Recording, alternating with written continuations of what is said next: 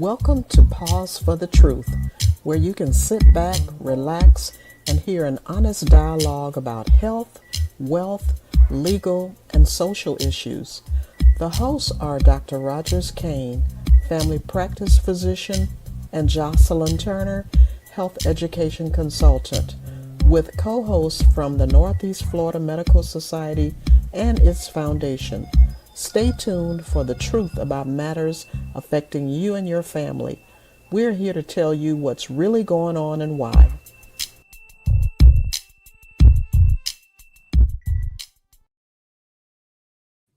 Good evening, everyone. Happy you guys can, those who are able to join us again for a second time this week. We know that this is one of our off days, but we felt like some of the candidates that were running for these political offices, they need to be heard. And so because there were so many out there, we decided to go ahead and do a special program this evening so we can get at least a few more candidates in so we can hear from them. Obviously, Ms. Turner will be joining us shortly. She's always prompt and on time, right? But, but she will be joining us shortly. We are having a little inclement weather, and but I'm not mad. It's better than being dry and frying compared to some of the other peoples in the country. So I am not going to complain. So far with us this evening, we have two candidates. We have Attorney Marquita Green. She's a candidate for Court Judge Group 13. And we have a Miss, let me make sure I don't screw this up here. Rihanna. You're going to screw it up. Why don't you have her pronounce her own name? Don't even try. Introduce yourself, please. It's Ryan Tutson. Ryan, okay. I started to go with Ryan. I said, how can I just go with Ryan? I'm not sure. Ms. Ryan Tutson, she's a candidate for District 14 in the State House, all of which we need to make sure we get candidates in that think like we do and have the public well-being in mind. So I am going to take the liberty and let me see here, toss a coin. We're going to go ahead and have each one of you guys kind of introduce yourself, give an opening statement as to what you're all about and what your why you got into this race. We'll start with you, Attorney Green. Thank you so much for having me here tonight. I know that this was a special session, so I really appreciate the opportunity to share a little bit. As you've already said, my name is Marquita Green, and I am a candidate for Duval County Court Judge Group 13. Originally a West Philly girl, but I've been in Florida since 2006. I've been in Jacksonville since 2018. And so this is my home, and I just enjoy it here. I've been in public service for 25 years, whether it was prior to law school or even since law school. I've only done public interest work my entire career. So I am passionate about serving our community. I most recently served as a general magistrate here on the Duval County bench from August of 2021 until April of this year. And because I was so passionate about the work on the bench, I decided to resign from that seat in April and put my name in the hat for this election. So I'm looking forward to serving our community. I'm a mentor. I am a family person. I'm a runner. I love to be outdoors. And so here I am looking for new ways to help and serve our community. Oh, very good. And next we have Ms. Tutson. Ms. Tutson, tell us a little about yourself and what experience and leadership qualifications that why you want to serve in this role. Yes, sir. So as you said, my name is Ryan Tutson. I have history in public service as well. I was a state trooper for 5.5 years right here in Duval. I got promoted towards the end of I call it my career, to traffic homicide. So I did do traffic homicide investigations also. That took me back down to my alma mater area. I went to Florida Gulf Coast University for my undergraduate degree. So when I got promoted, I went back down there to do traffic homicide investigations. I then ended up moving back to Jacksonville, did a couple of, in between jobs there. and did. I went with DCF for about 2 years as a child protective investigator. Then after DCF, I came to Duval County Public Schools to do internal investigations. So I have a master's degree in solving mysteries, and that's kind of what I do. I'm from Jacksonville. I wasn't born here, but I have lived here since I was like 2 years old. So I'm a Duval girl. Right. I graduated from Stanton. So definitely a Duval girl. And I got in this race because I got tired of letting everybody make the decisions for me. I've never not been a voter, and I've never not been engaged, but I've never been a politician. So this is new for me. And I just want people to make the right decisions and stop being selfish about things. Well, one thing I can tell you about Miss Tutson, she never gave me a ticket. So I can, as a state trooper, that much I can attest to for sure. We have been joined by the on-time individual, Miss Jocelyn Turner. That's shade, right? I'm going to let Jocelyn take it from here. I had them introduce themselves so far, Miss Turner. And both are pretty much hooked on Duvals. That's why they're here. They transplants somewhat, but they transplants with a passion because they came back. You know, they didn't leave like some of our younger folks that we've had in the past. They came back to help fight the fight and talk the talk and walk the walk. So, Ms. Turner. Sounds good. Good evening, everyone, and to our viewers, good evening to you as well. It's a pleasure to meet you, Ms. Tutson and Ms. Green. And to our audience, thank you for tuning in every week. And Dr. Kane, I'm sure we got past the weather and all, so we're going to go ahead and get started. And I apologize for my tardiness. And I'm not sure if Dr. Kane has asked the question, but just in case he hasn't, I'm going to go ahead and assume he hadn't. What experience, skills, and leadership qualities have prepared you to serve in the role that you are vying for? And I'm going to start with you, Ms. Tutson. So thank you for the question. Honestly, just being a citizen, I feel like has qualified me for this. I've lived in this city. I've lived in this country.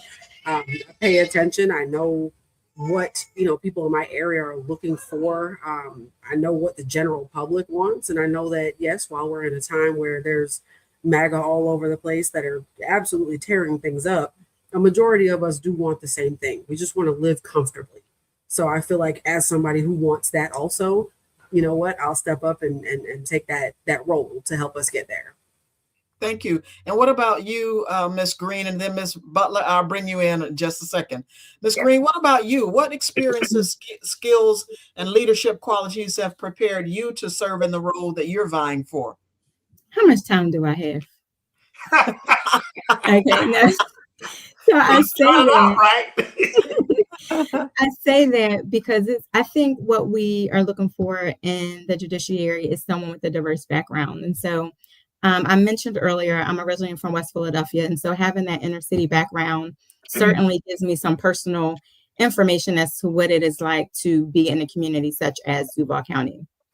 I have a master's degree from Springfield College, and I wrote my master's thesis on the inaccessibility of affordable and quality childcare for the working poor. That was critically important to me because I was a single mom 25 years ago, literally. And I know what it feels like to need services and support and can't get it because I was in that middle income bracket where they said I made too much money to receive assistance, and yet I didn't feel like I made enough money to send my daughter to a quality childcare facility. And so I felt like I was in a pickle, but at that time I was making $24,000. So you cannot tell me that $24,000 was enough to support an individual and a child. Mm-hmm. And I know that that's what a lot of our community members are dealing with here in Duval. And I know that because that's exactly what brought me to Jacksonville. I was initially in Tallahassee. When I got my law degree, I stayed in Tallahassee and worked with Department of Children and Families. I also spent several years in judicial education. And so when we talk about educational level that supports me in this position, I've been in a position to provide educational resources to judges when they become judges and even as they were serving on the bench.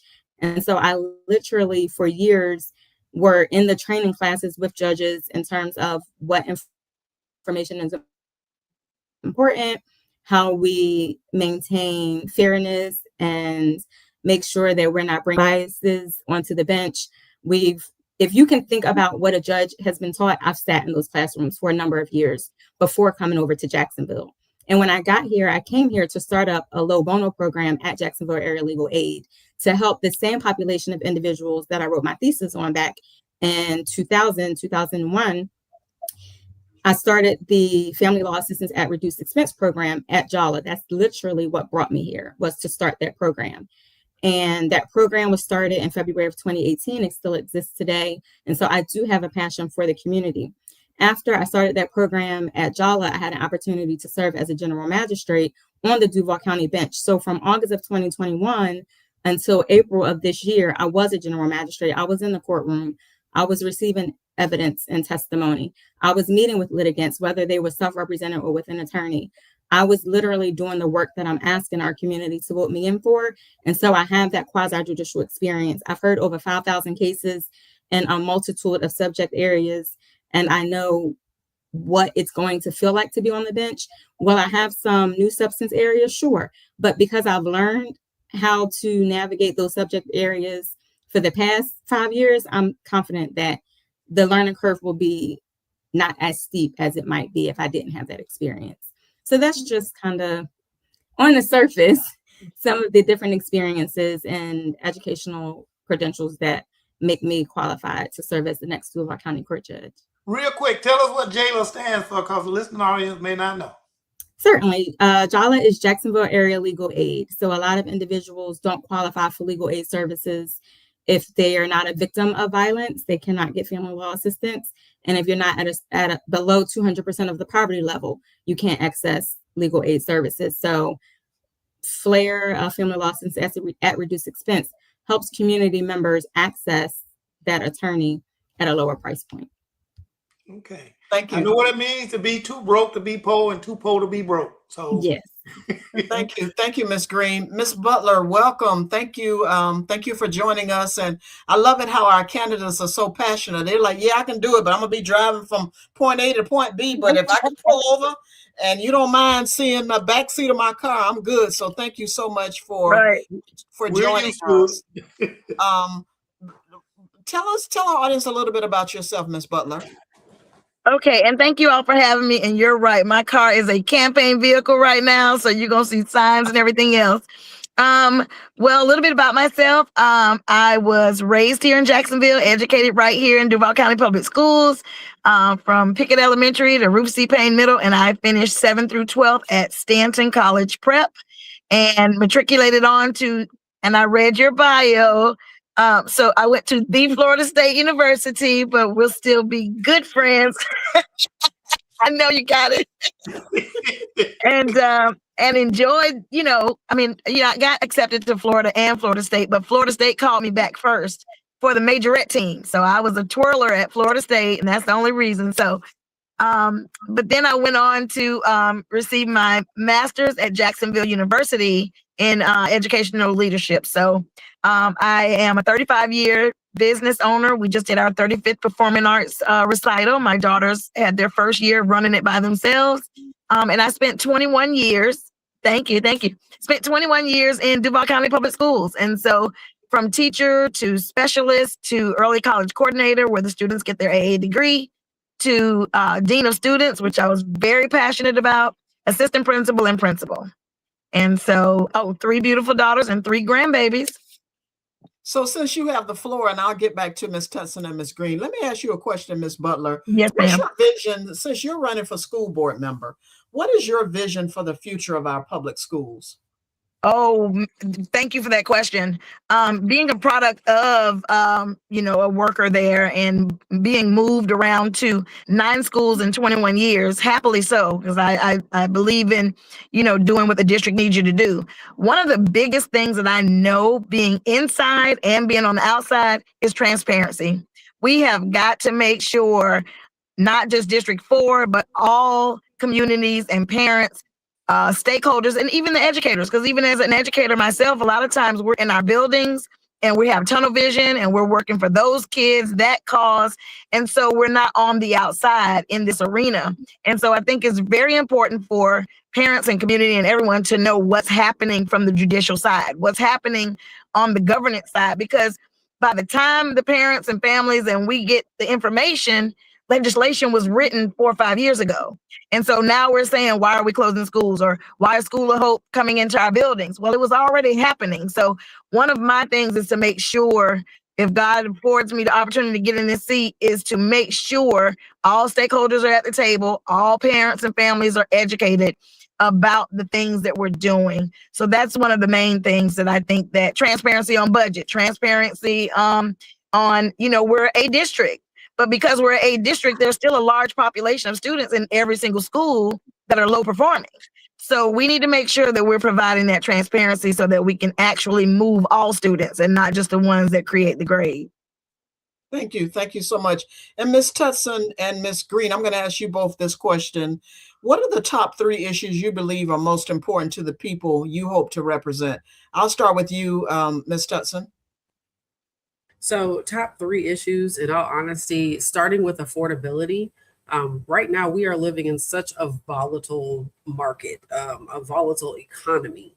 I know from my own family, we make decent money. I can't say we're rich, but we make decent money.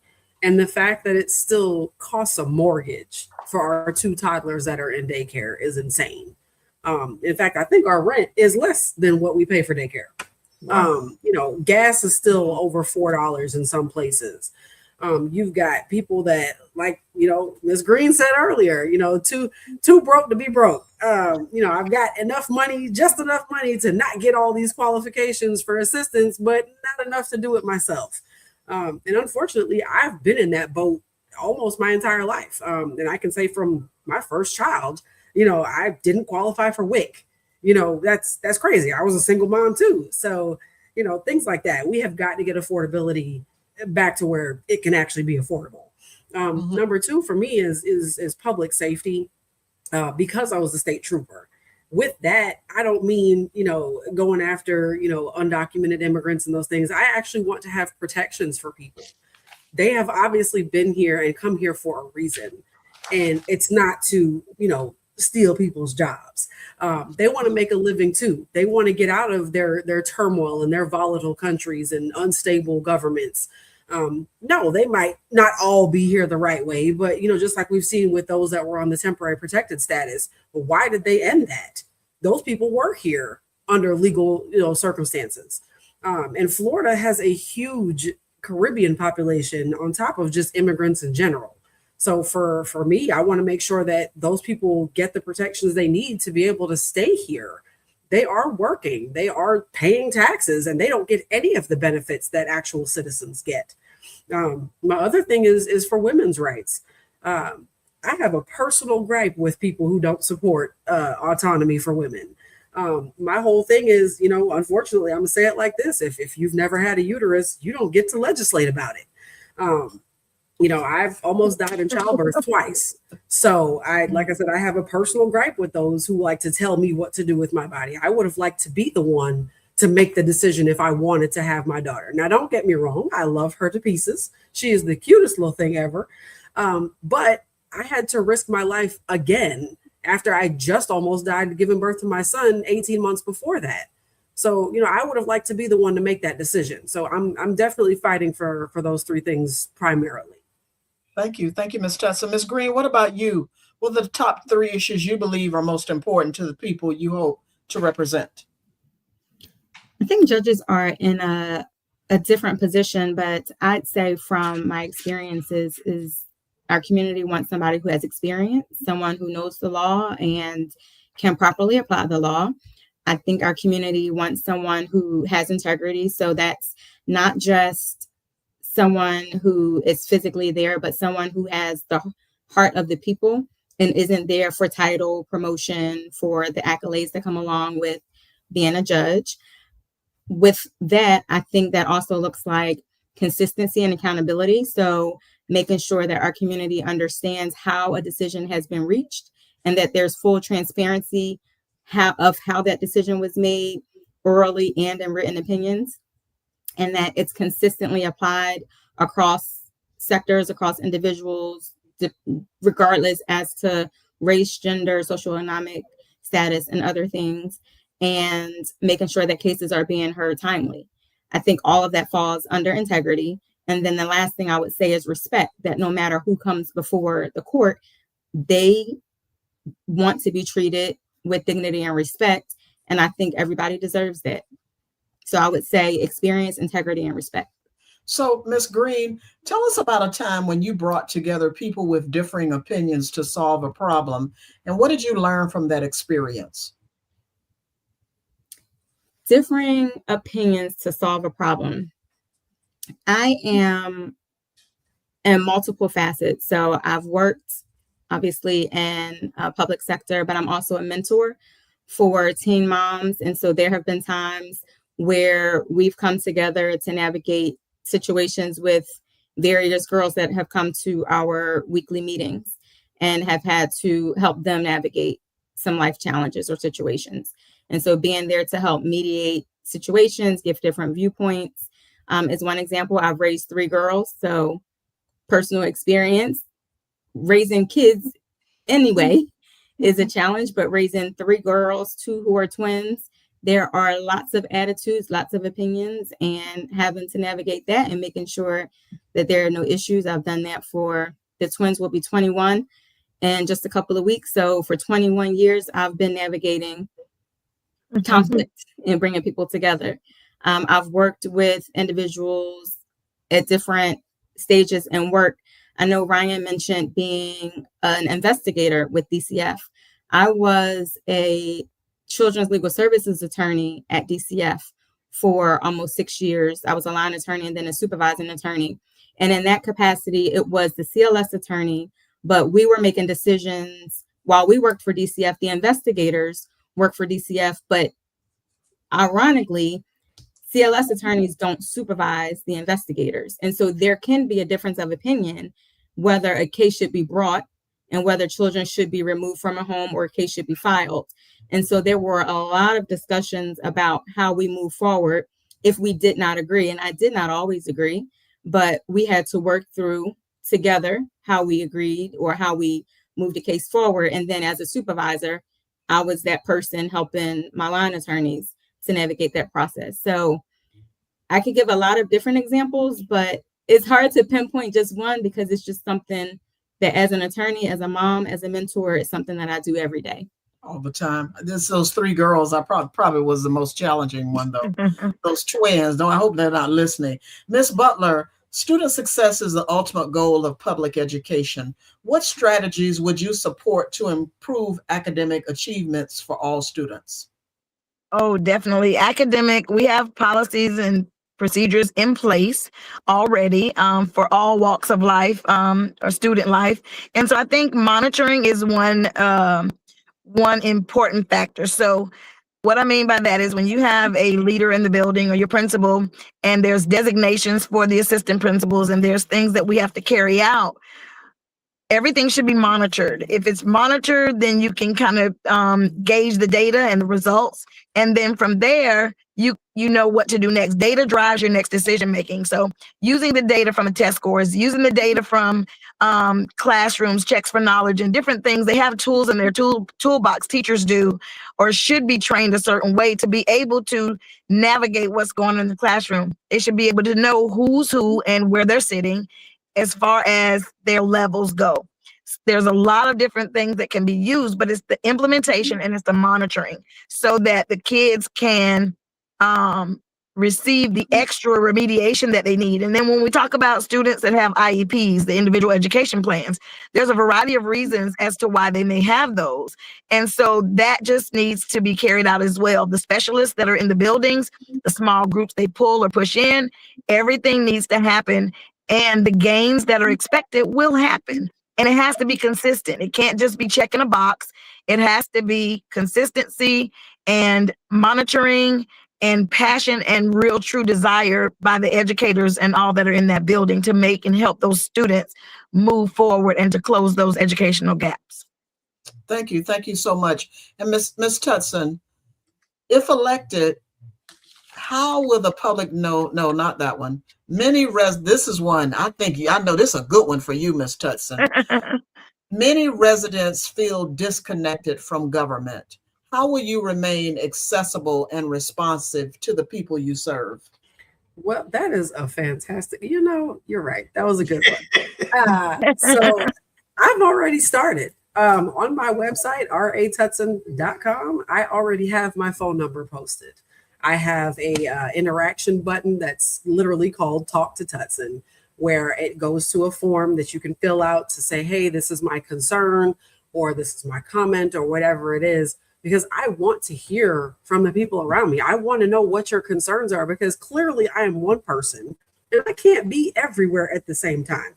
Now, I know they say mothers have eyes in the back of their head, but mine are focused on the 4 of these things that I have in my house. So I can't be everywhere. But if people can report to me what is going on and can express themselves to me, my Facebook, my Instagram, I'm working on the TikTok. I'm a millennial, but I'm not that advanced. So, I'm working on the TikTok. Just making sure that I am out there. I am visible. The other day I decided to go stand out on Dunn Avenue and wave at people to come in and vote, and my thing is, even if they're not specifically voting for me, which I don't recommend, you should definitely vote for me. But even if you're not, I want you to know that I am present. I've always been present, and I will continue to be present. My number will not change. You can ask one of my biggest fans. He called me the other night and was excited that he got me on the phone and not some recording. So that's how I can continue. Thank you. Thank you so much. Dr. K, you had something? No, I'm enjoying the conversation, the rapid fire conversation, because we got 3 candidates and we trying to let everybody get heard, so I'm not interrupted. So, thank you, Dr. K. Ms. Green, if elected, how will the public know whether you've been successful? I know this is kind of a unique question to ask you as a candidate for county judge, but what specific outcomes or goals will you use to measure your performance? Because you do have to be reelected once elected, right? So people still have to vote for you again and again, correct? Yes. Okay. So how will the public know whether you've been successful, and what specific outcomes or goals can you use to measure your performance? I think word of mouth is probably the biggest way. As a magistrate, I counted the number of cases that I heard, as a magistrate, we write something called a report and recommendation and or a proposed judgment. We would submit that to the judge. If it was legally sound, the judge would sign. If it was not, they would send it back. And so the way I measured that was the number of cases that were sent back.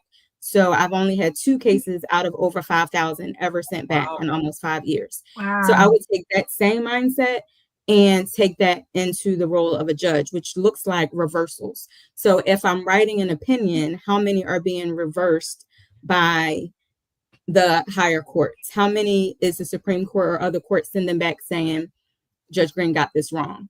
And that shows one thing, right? It shows how I'm following the law. And the first thing that I said was word of mouth. I think our best indicator is how our community members are speaking of us.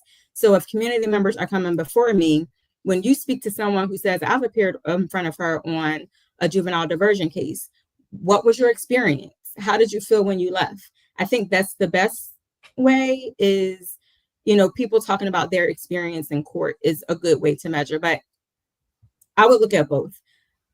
What people are saying, and if I needed a tangible way, it would be how many, if any, are being reversed by a higher court. Well, that's impressive. 2 out of 5,000. I'm gonna pat myself on the back for that for you. That's awesome. That's what I got right on my testing for becoming a physician. 2 out of 5,000. So, that's something you got right to be a physician. That's something you got wrong. Yeah, I just joking. I got it, Dr. King. I got it. So, Ms. Butler, recruiting and retaining outstanding teachers remains a challenge nationwide. What would you do to support teachers and school employees? Well, I believe that there's professional development that's provided. And I think that, yes, we want to reach outside and we want to, try to attract those individuals that have a higher quality resumes and so forth. But I also think it's just as important and equally strong to take new teachers coming in and training them and giving them the tools to be successful. I think that the biggest thing for me is climate and culture. I think that, everybody goes through on-the-job training, whether it's education or whatever career it is. But the climate and culture in a building or in an establishment or an organization is super important.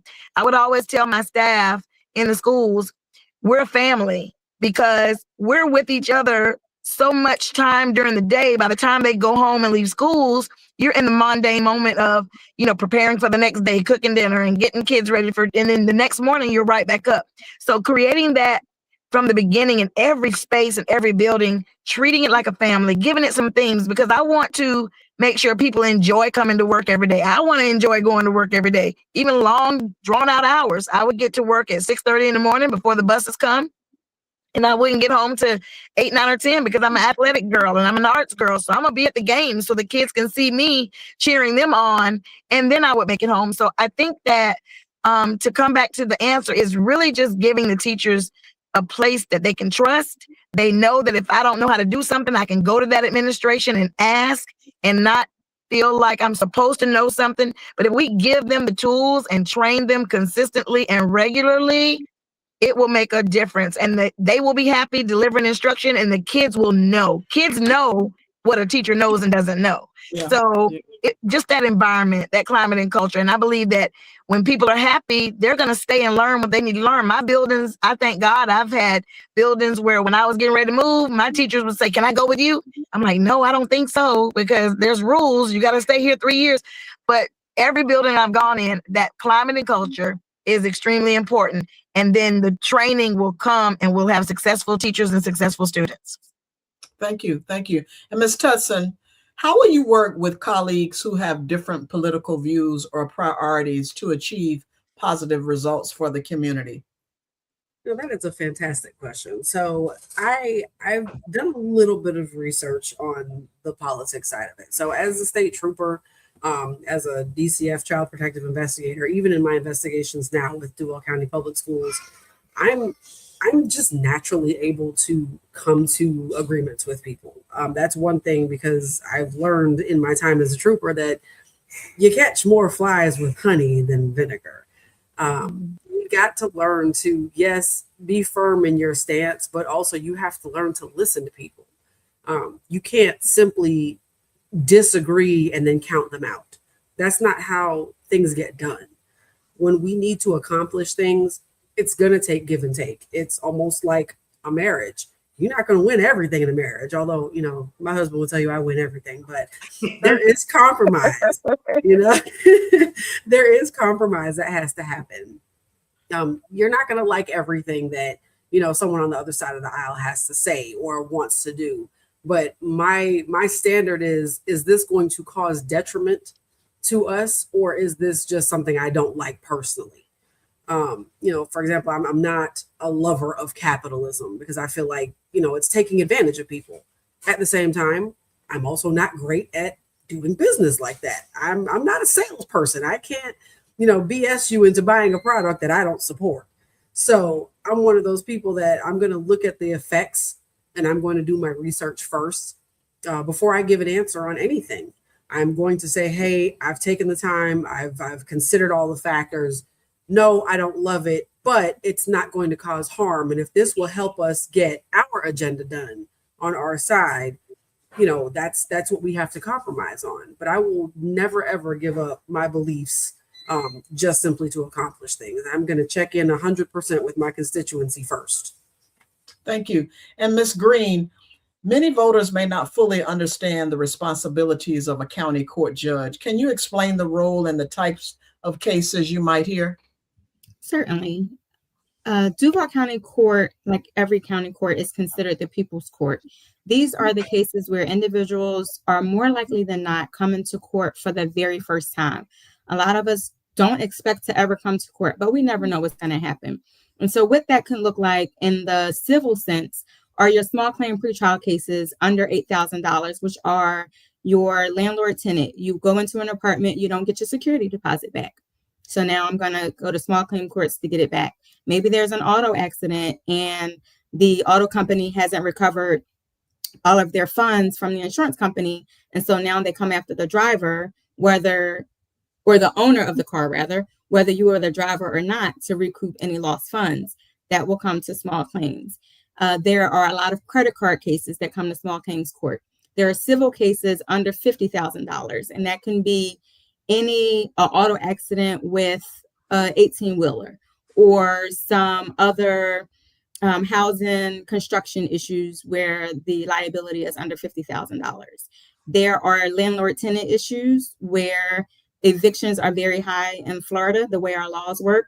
And so any evictions come before a Duval County court judge, as well as traffic matters and municipal ordinances. There are a number of municipal ordinances, and those all become before county court judges as well. On the criminal side, there are criminal misdemeanors. So those are going to be your petty thefts, your minor offenses, assaults, batteries, things that would land someone in a jail for 1 year or under. So it's criminal misdemeanors and then a slew of civil cases. And then there are some diversion cases as well, where some of those cases can be diverted. So a county court judge might also hear some cases where they're offering services to an individual, specifically in the criminal sector, to try to help minimize or even alleviate the sentencing structure or having a record for an individual. Yeah, like you say, the people's judge, that's an interesting way to say it, because all of the things you mentioned are those day-to-day things that people potentially deal with or have to deal with, unfortunately have taken it to the next level in terms of being in front of the county judge. Thank you for that explanation. Ms. Butler, parents and caregivers are essential partners in education. How would you strengthen communication and collaboration between schools and families? Yes, ma'am. In every sense of the imagination, nowadays there's so much technology, but we have to still make sure we take consideration of all walks of life who are the caregivers of the students. There's a large population of not just single moms or parents, that are estranged, but you have grandparents and great grandparents. You have all ages and all levels raising children at this time. So definitely using all those communication models. You have elementary, they use a variety of things where the parents can directly work with them on the dojos. And then you have newsletters, and then you have parent meetings that we try to make sure, and through PTA and through the SAC meetings. So there's a variety of things that are already there.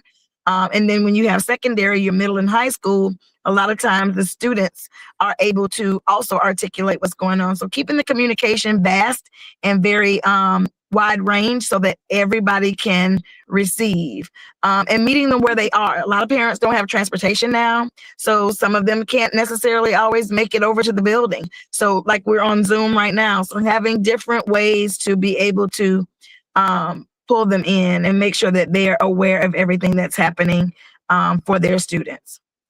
Thank you. And Ms. Tutson, so my background is public health, right? Ms. Butler already said she looked me up, so she's been So my background is public health. Dr. Kane is a primary care physician. Primary care. Mm-hmm. Given your district's needs, what role do you believe the legislature should play in supporting healthcare access, behavioral health, and healthy communities? Ooh, you put me to work tonight. So when it comes to healthcare, I'm a firm believer in universal healthcare. Have a private option if you've got it like that, fantastic. But all of us don't have it like that. But we all deserve a right to live. That's our God-given right, is to live. So we should have access to the tools to be able to do that, whether it's dental care, whether it's medical care, mental health care. Because I don't know about y'all, but I be stressed out. It's stressful out here. We're mothers, especially spouses, stressed out. These jobs get stressful. So having mental health care is even probably right up there next to it. It's like medical is 1, and then mental health is like 1A. We need to have those services to prevent ourselves from going crazy. It's a matter of literally, especially like our veterans having access. My role is to make sure that that access isn't blocked by petty things like, oh, hey, you make too much, so now you have to pay for private, or you make just enough to not get that top tier, and the next tier down doesn't cover what you need, or it blocks certain hospitals. And to give an example, my husband's current job, finally, we have coverage for Mayo Clinic. Baby, I've been at Mayo Clinic every chance I get. Check me out, take my blood, tell me what I need. I love them people. And don't get me wrong, Baptist has done us right over the years. But, you know, if I can get that better service, if I can get that better quality, I want it. I want to be there. I want to make sure I'm healthy so I can be here for my children. Like I said, I almost died in childbirth. Had it not been for my care team, I would not be here talking to you guys. It was a very scary experience, especially because the doctor that treated me before this series of doctors, I don't think he left good notes because they were unaware of the problems that I was having during my pregnancy. So it's a matter of getting that quality care. And we all, like I said, have a right to life. So my job is to make sure that that is facilitated. And no matter who you are, you're able to get that same quality care, whether you are a homeless person or, you know, the president. Thank you. Thank you. Ms. Green, can I add something? Sure. I'm sorry. I saw a question earlier and I didn't respond. It asked me to talk a little bit about the diversion cases. I mentioned them, conversion cases, diversion cases. I use the word diversion, but when Ms. Tutson was speaking, it just made me think about trying to explain that a little bit more. I just kind of threw it out there and moved forward. But county courts, and so does circuit courts, but the seat in Group 13 is currently held by Judge Floyd, and he is a veteran. So he's been serving Veterans Treatment Court for years, for over 20 years.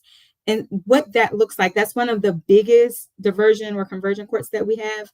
What that looks like is when individuals have a criminal case or some cause that has come in, if there are certain factors, they can be sent to a diversion court where they're given services and resources, exactly like Ms. Tutson was just speaking about. The oversight is much different though. So they're coming to court, they're getting these treatments. A lot of it is mental health based. So most of the diversion courts have a mental health underlie, where as long as there's a mental health diagnosis, these treatments can be provided. So they're meeting with mental health practitioners who are documenting, coming to court, speaking up, saying, yes, they're compliant. We don't just have Veterans Treatment Court at the county court level. We also have a mental health court and an MHOP court. Both are mental health related, where individuals are getting the community services that they need. It may be counseling, it may be psychiatric care, such as medications. It might be transportation issues or housing issues. And so these diversion courts have a team of community stakeholders who come in and help provide resources and services to these individuals who have criminal cases to help them, if they're compliant with the services that were more likely than not the underlying reason for the criminal offense, then those cases can be diverted, and in some cases the charge can be dropped or can go away so long as the person has completely complied. So that's a huge part. And when she was just talking about the services and the need for everybody to get support, that's one way that community members have been able to access some of that support is through these diversion court processes. Thank you. And you said you've done a lot with educating people about laws or just the processes of things. So many people enter the courtroom without legal representation. What can courts do to help ensure everyone is treated with dignity and understands the judicial process? I think procedural fairness is really important. And so when a case starts, what a judge has control over is setting the tone for the courtroom. And that looks like, before taking the very first case, explaining to everybody, because everybody comes in the courtroom at one time. So explaining to all the litigants up front, we're in court, this is how the court process works. When I was a magistrate, I would say, We're going to hear whoever filed the case, we're going to hear from them first. They're going to ask their questions, give testimony, and then I'm going to hear from the other side, the person responding, and give you a full opportunity to present your evidence and any testimony you'd like to present. If there's a chance to ask questions, you can't interrupt and ask questions, but I will give you an opportunity to ask questions just like an attorney would if you were represented. And I would go through what the court process would look like. And then that's an important part, is procedurally explaining it and also being fair. And then on the end of the case, explaining the law. So this is what the law says is required. These are the facts that were presented, and this is how these facts apply to this particular law. Saying that out loud on the record when you can, but also putting that in writing so that an individual, once they leave and they can read it and they see how we're talking about education. So it's show me the work. I think that's critically important, and that will make a big difference along the way. The other thing I would say is being involved in the community. So having workshops, being available to speak with community groups, neighborhood associations, different organizations, and talk about law, how the law has changed or what the law means. I've done workshops with my teen moms on family law issues and landlord-tenant issues. I am currently working on a workshop for consumer law issues. There's been a lot of predator things happening specifically with seniors in our community and them being locked into cases that aren't legally sound. So making those educational resources available. What are the issues in our community? What is the law? And I think all of that together will go a long way. Awesome. Thank you. Thank you so much. Ms. Butler, school districts manage significant public resources. How would you ensure responsible stewardship of taxpayer dollars while meeting the needs of students in schools? Yes, absolutely. Back to the word transparency. We have to make sure that the budget, as it is handled through the workshops, parents and stakeholders are allowed to come to workshops. They're open to the public, but the workshops are during the day. So I've never understood, that process. I know we have school board meetings where things are, rapidly gone through the agendas, but the important parts of the budget and all that is usually discussed during the day. The second part of that is just making sure not only transparency, but we make sure that we allow the community and stakeholders to understand how the budget is aligned and scaled out. What are the dollars being attributed to? And then there's other things that need to be scaled back as well. And then other line items that are necessary to help each individual school, because there's a lot of things that we don't convey or the natural community does not understand, that principals don't have the autonomy to have certain funds that they can use for various things. Resources from the outside then have to be, brought into play, or, talking to business owners and so forth. And principals don't have so much time to do that.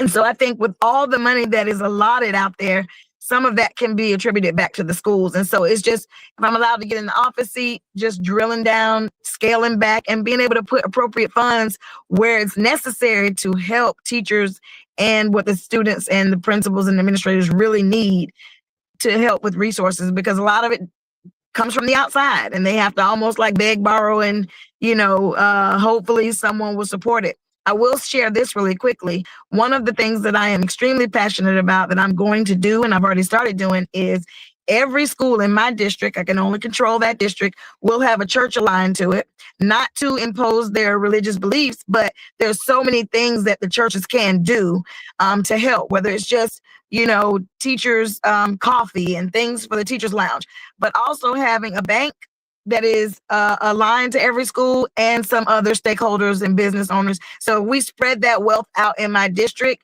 then we can, as a community, help with some of the things that the budget is just not aligned or not prepared at this time to do. But I want to scale back on that budget and be a voice to make sure the money is going where it should go. Thank you. Thank you. And Ms. Tutson, what role should the legislature play in supporting economic development, workforce training, and small businesses? Ooh-wee. All of it, all the roles.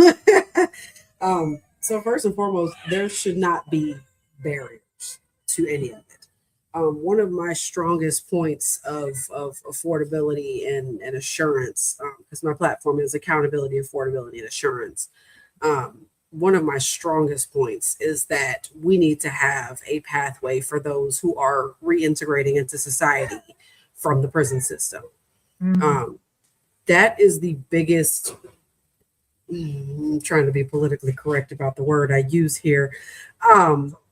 But for lack of a better term, it's the biggest scam there is. There's no reason why those who have served their sentences should not be able to immediately reintegrate into society. Now, obviously, within reason, if you have, for example, sexual charges and convictions, no, you should not be a teacher. If you have, financial crime charges and convictions, you should not work at a bank. But that doesn't mean that you cannot have other jobs despite having a felony record. There's no reason why you should not have your voting rights restored. In fact, they really shouldn't be taken away to begin with, because, who's bringing you a ballot inside of the prison?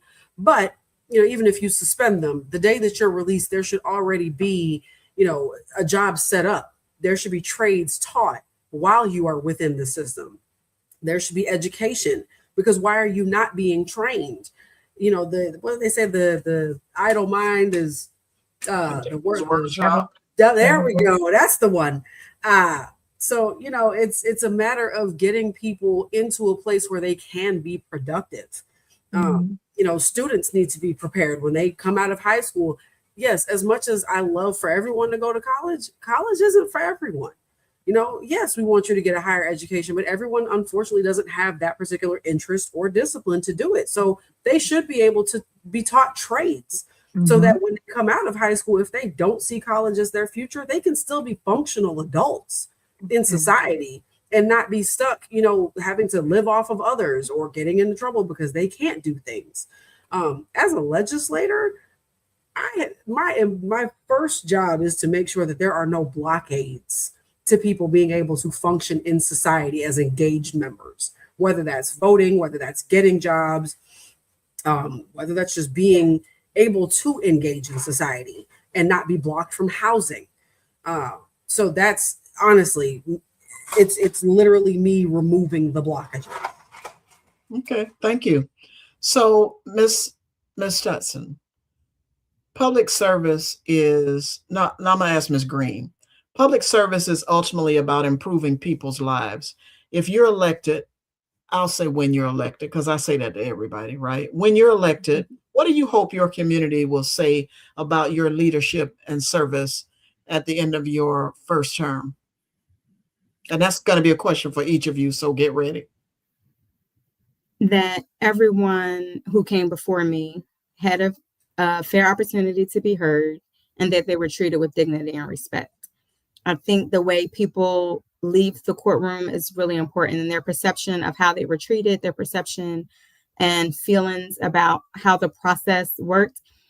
The one thing about the judicial system is that more likely than not, somebody is always going to be disappointed at the end of a case on one side or the other. Somebody is going to be unhappy. But delivering that information can still be done in a way where people feel humanized. They feel like a person, not a number, not a case. And that everything was done above board. And I think for me, that's really important. My set here is to build people up and not to tear people down. And so nobody who comes before me should ever feel disrespected, should ever feel like they weren't heard, and that they always have had a fair shot. Thank you. I'm trying to adjust myself. Our behind the scenes guys telling me he's only seeing my nose up. So I'm trying to, so I'm going to, Ms. Tutson, can you answer that question? I'll repeat it. Public service is ultimately about improving people's lives. If you're elected, what do you hope your community will say about your leadership and service at the end of your first term? Well, when I'm elected, pardon me, when you're elected. I actually have already prided myself on this through all of my public service.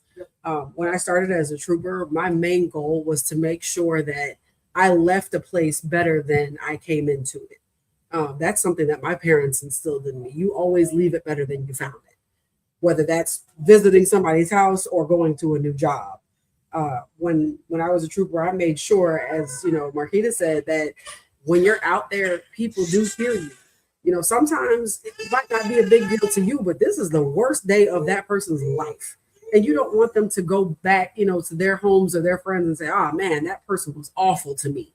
I want to make sure that I'm making all these promises and have these big ideas for my run and my campaign and my seat in the legislature. I want to make sure I'm delivering on that. For one, I pride myself on not being a liar. So if I'm not doing something, I want people to evaluate me. Give me a report card. Tell me that, hey, you said you were going to do this and you didn't do it. You know, because I will give you 100% answer. You know, either I couldn't at the time because of whatever blockage, or I'm still working on getting that through. But it's a matter of making sure that nobody feels like they are ignored. Nobody feels like, oh, you just used them to get where you got.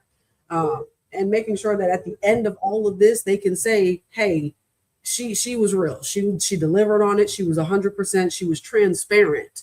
And she will continue to be that way so we can put her back.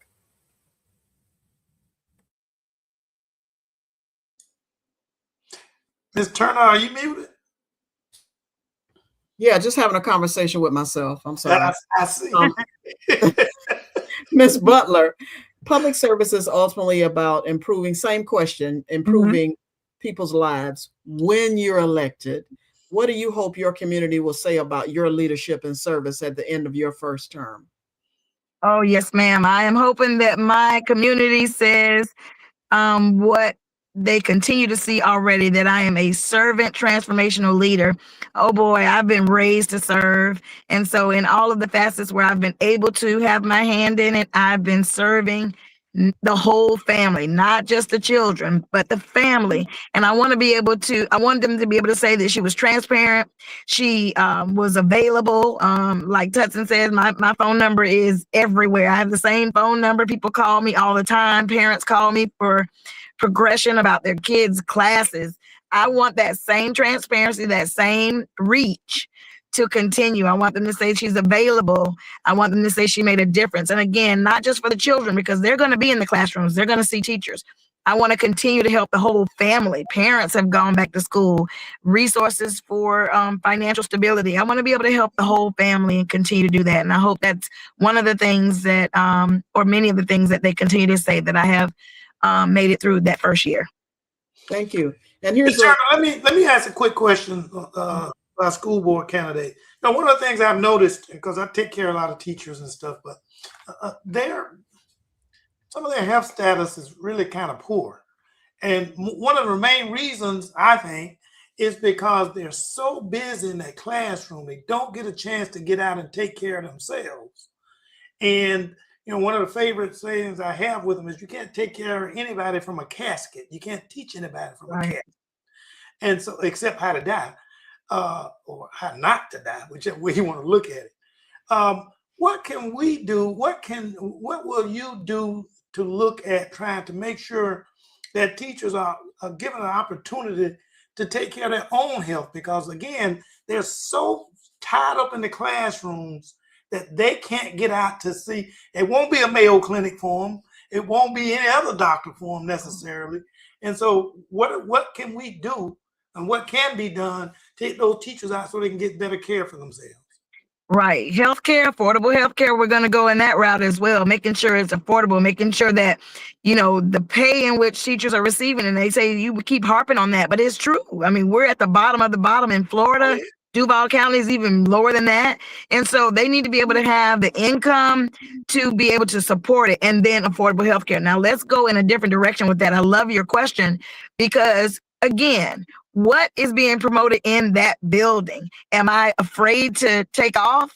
I have hours and I have PTO and I have self-care opportunities, but just like we're talking to the students and we're making sure that they're healthy, adults, teachers, and support staff, everyone needs to be able to know that when something happens or a crisis happens or I'm not feeling good, it's okay to take off and to go to the doctor and help.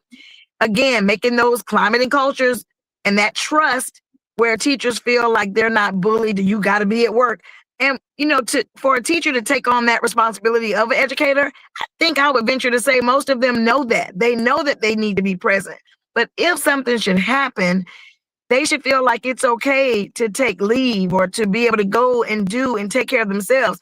I am a current area director right now with the Boys and Girls Club. And anytime my directors text me and call and they don't feel good, I'm on the phone and I'm saying, what's going on? How do you feel? I got it. I'll go fill in for you. We'll make sure it happens. Take the time you need. Even if it's personal, it could be a family member, a dad, a mom. Take care of, I lived by God, family, career. God, family, career. And we have to teach people to live in that order so they can take care of themselves. So that was an excellent question. And I just hope that we can continue to allow the transparency and the love so that people don't feel trapped, but they feel supported enough to take care of themselves. And that's a really good question. Thank you. Well, listen, I can't believe the hour has gone by. And I'm going to ask each of you to answer this last question. And in your answer, also, please state how people can learn more about you. If you have a website, Tyrone has been putting it on there, but I'd like for you to say what it is, just in case, because it's a short amount of time. There are 3 of you vying for different positions, and you may not have gotten or said all that you wanted to. But at this time, Ms. Green, I want to start with you. If viewers remember only one thing from tonight's discussion, what would you want that message to be, and why should they entrust you with the responsibility of the next county court judge? I love that question. One thing, I am, again, Marquita H. Green, the candidate for Duval County Court Judge in Group 13. The thing that sets me apart in this particular race is my breadth of diversity, but specifically, I am the only candidate in my race that has the quasi-judicial experience where I've done the work that I'm asking for you all to entrust me with. It wouldn't be a new experience on how to run a courtroom, how to manage people, how to manage multiple caseloads, how to get things done efficiently and effectively. I am the candidate who has that experience that our community can trust. I'm a woman of integrity, and on the bench and off the bench, I'm the same person. I'm not doing this for a title because, as I've just said, I've done the work. So I'm not doing this to try to boast my resume. I've been there, done that. I am a family member, and I don't know if you all saw the picture in the background. Those are pictures of my grandbaby's handprints. I love family. I love community. And I'm going to treat everybody with the respect that I believe everybody has already deserved. I can be reached via my website, vote.greenforjudge.com. On there is a phone number to reach me, an email address, and my social media platforms for Facebook and Instagram as well. Vote.greenforjudge.com. Thank you, Ms. Green. And I'm thinking you having toddlers and you have grandbabies. I'm like, what? I thought she had. We are out of that phase. Jeez Louise. Ms. Tutson, if viewers remember only one thing from tonight's discussion, what would you want that message to be, and why should they entrust you with the responsibility of being the District 14 State House of Representative? Hopefully I got that right, but anyway. Yes, yes, ma'am. So if viewers can remember one thing about me or one thing from tonight, please go vote. People died for your right to vote. It's free. It costs you $0 to go exercise your right to vote. This election and every election that follows. Because if you don't go vote, somebody else is going to be out here making your decisions for you. And then you're not going to like them. That said, you won't like every decision that is made. And that's okay. We try again next time. But for me specifically, what sets me apart from my opponent is that I'm available. I answer the phone. I show up for people. When you call me, I answer. And if I don't right away, it's probably because I answered you in my head. So try me again. But at the same time, I always make sure that I stick to what I tell people I'm going to do. I've never been a dishonest person. I'm the type of person, if I accidentally lie to you, I'll be like, wait a minute, I lied to you. Hold on. Let me tell you what happened. So I pride myself on honesty. I always have. That's why when I took my trooper oath, I stood by what I said. And I always left it better than I found it. So That's what I want you to remember. My website is ratutson.com. That's ratutson.com. My phone number is there. My email is there. I have Facebook, Instagram. Like I said, I'm working on the TikTok side. I have one, but it's just not full of content at this point. I'm still working on that. But I am available in the community. I can be found at Duval County Public Schools because that is my employer. I'm here. I've never been a person to hide. Thank you. Thank you so much, Ms. Tutson. And last but certainly not least, Ms. Butler, if viewers remember only one thing from tonight's discussion, what would you want that message to be, and why should they entrust you to be with the position of school board member, the next school board member? Yes, ma'am. I want everyone to understand Row for Education. Row for Education. Row was for education before I became a teacher. And Row was for education all throughout my 21 years. And Row for Education is a movement that's moving forward, not just because of the campaign. Like Ms. Green said, it's not about a title. I'm claiming the win, but if for some reason God has it another way, Row for Education will continue because that's who I am. I too have 3 beautiful daughters and 3 grandchildren. I'm on my way in to celebrate the 12-year-old right now, 12-year-old grandson. And so Row for Education is it. I also want to leave with everyone that I am going to lead with integrity. No exceptions. I'm going to continue to make sure we're educating our students, every child. And then because of all of those steps, we will ultimately elevate the community and bring everybody together continuously, not just talking about it, but really creating that movement that needs to be here. I can be reached at Row for Education, Row, the number 4, education.com. That's my website. And anyone can go on there. And again, yes, we do have to get out and vote. And I just want to say also, ironically, just ironically, there are 2 butlers on the ballot for my particular race. And so I want to let everybody know that I am the second butler, and you will see Row in the middle of my name. And I just want everybody to get out to vote and make sure you pick the right butler. And lastly, I feel like I am uniquely qualified because of my experience and the levels that I was able to obtain while I was in the district, and some of the certifications that I have that we didn't discuss tonight. But I just want to make sure that I know, with qualified educationally and being a 35-year business owner, running budgets, bringing both of those things together helps make me the most qualified candidate. And I hope to get that seat and be able to continue the movement, Row for Education. And that's RHO, not ROW. So don't y'all Yes, go ma'am. ROW. Yes, ma'am. Like row your boat. RHO. Yes, ma'am. RHO, the number 4, education.com. And then Rhodesia Butler on the ballot, right? Yes, ma'am. It's going to say Rhodesia, RHO in the middle, in parentheses, Butler. Gotcha. Thank you. Thank you. Dr. Kane, what are your final thoughts as we end tonight's podcast? This has been very, excellent. Both that's why you do what you do, because you do it better. And this has been very, very educational for me, and I'm quite sure for our audience. You know, I didn't know much about either of these ladies before they came on, but I know a lot about them now. They seem to have the integrity and the will and the drive and the desire to fulfill the positions that they are seeking. The only thing I want to say is, let's keep our healthcare in mind. Let's keep our education in mind. Let's make sure we have equal and fair, equal rights for all of our listeners, and even those that don't listen, equal and fair rights. And then also, be quite frank with you, I really would like to see better pay for teachers. Absolutely. So, Ms. Tutson, as a candidate, you should help champion that. And Ms. That's Butler, on my platform. It's on my platform. It's on the website. Okay, Yeah. and Ms. Butler, you too as well, because of what the position that you're seeking. We have got to do better for our teachers. Without our teachers, we have a bunch of ignorant people running around that don't, society just wouldn't exist that well without teachers. So I praise them every day.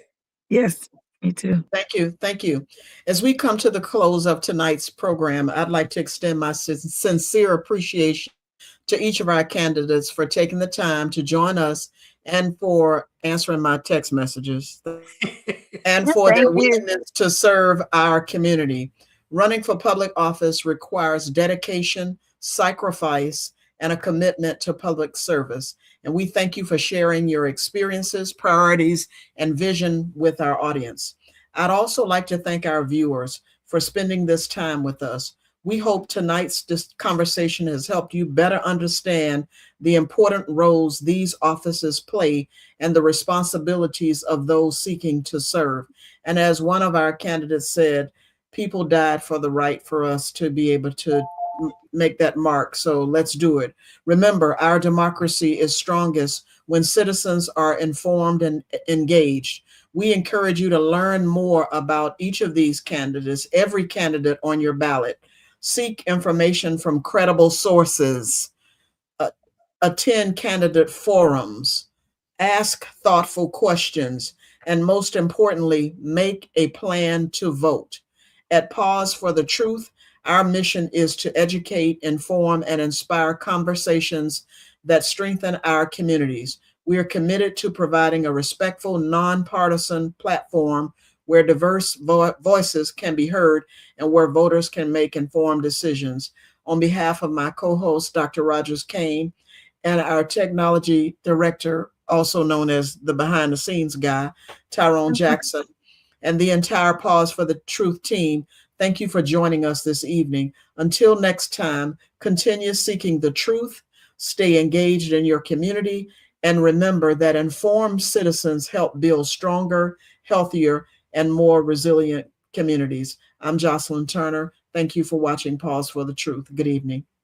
We appreciate you spending time with us on Pause for the Truth. Ms. Jocelyn Turner and Dr. Rogers Kane are grateful for your support. Don't forget to like us on Facebook, catch us live on Twitch, and most importantly, subscribe on YouTube. A big shout out to Tyrone Jackson at Call Tyrone IT Services for keeping us connected. Join us every Tuesday at 6:30 p.m. Eastern Standard Time for more enlightening discussions. Thanks, and see you next week.